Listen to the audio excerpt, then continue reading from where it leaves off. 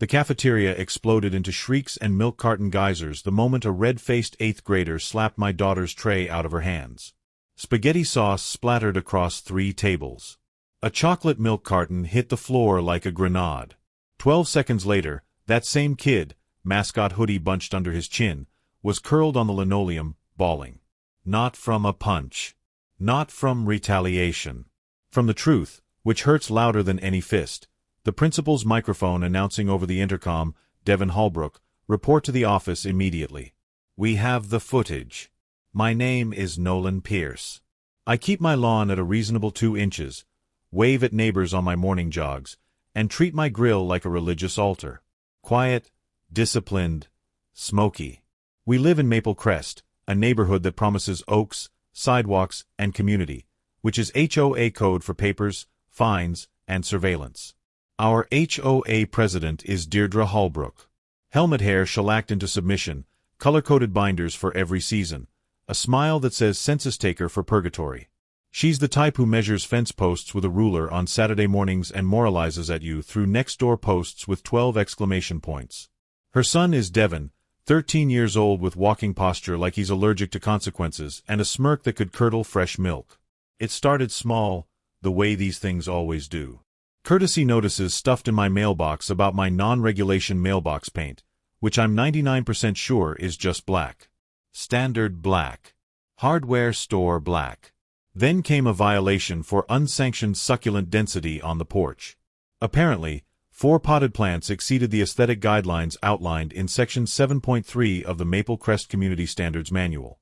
Deirdre snapped photos from the sidewalk like my front steps were a crime scene, her phone held at arm's length, squinting through reading glasses that hung from a beaded chain. She told anyone who'd listen that my daughter, Lily, 7th grade, honors band, clarinet assassin with a scholarship audition coming up, had stolen Devin's lunch table seat. At middle school, lunch table real estate is essentially a territorial treaty negotiated through weeks of silent understanding. Lily had been sitting at that table since September with her friends from orchestra. Devin decided in November that it was his table now. Not because he'd ever sat there. Because he wanted it. Devin escalated the cafeteria Cold War with the subtlety of a car alarm. Tray shoves when teachers weren't looking. Shoulder bumps in the lunch line.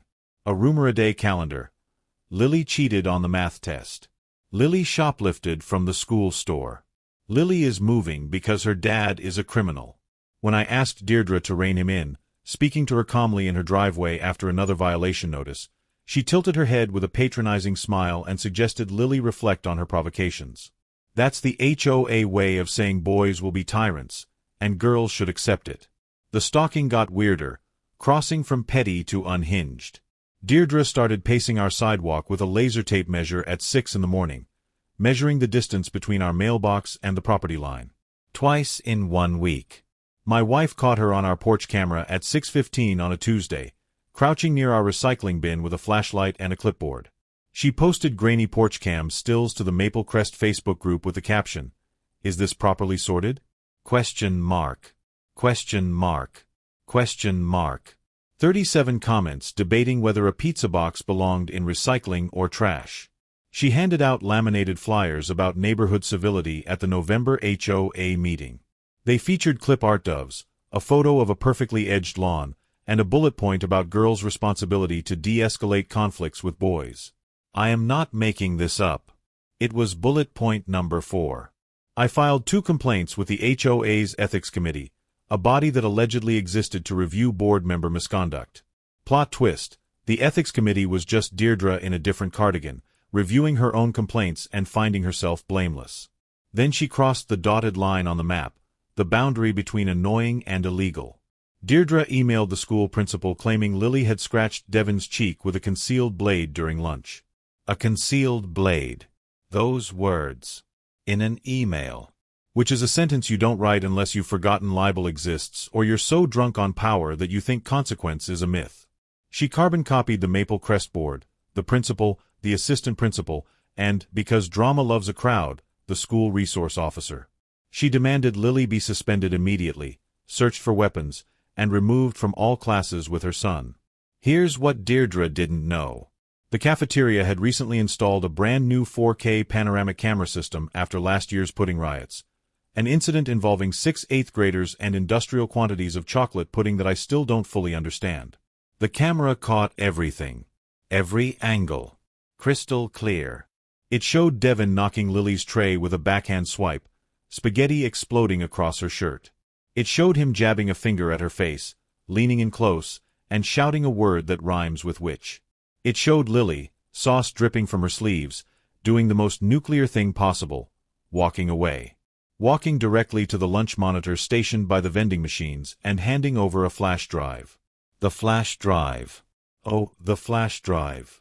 That little rectangle of silicon contained a week of Devin's Snapchat masterpieces, screenshots collected by Lily and her friends with timestamps and usernames intact.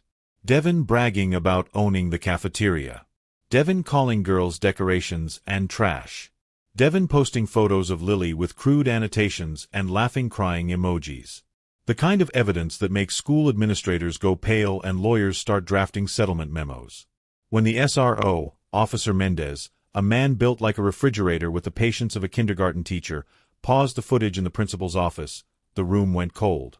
You could hear the air conditioning hum. I was sitting in a plastic chair that squeaked every time I breathed. My wife was next to me, hands folded, jaw tight. Deirdre arrived 20 minutes late, clutching her binder, leading with, "As HOA president and a concerned parent, I demand to know why," and Principal Kowalski cut her off with the flat authority of a woman who has ended 1,000 arguments. "This isn't about mulch, Miss Holbrook. This is about your son and a false report." Officer Mendez slid a paper across the table, his expression unreadable.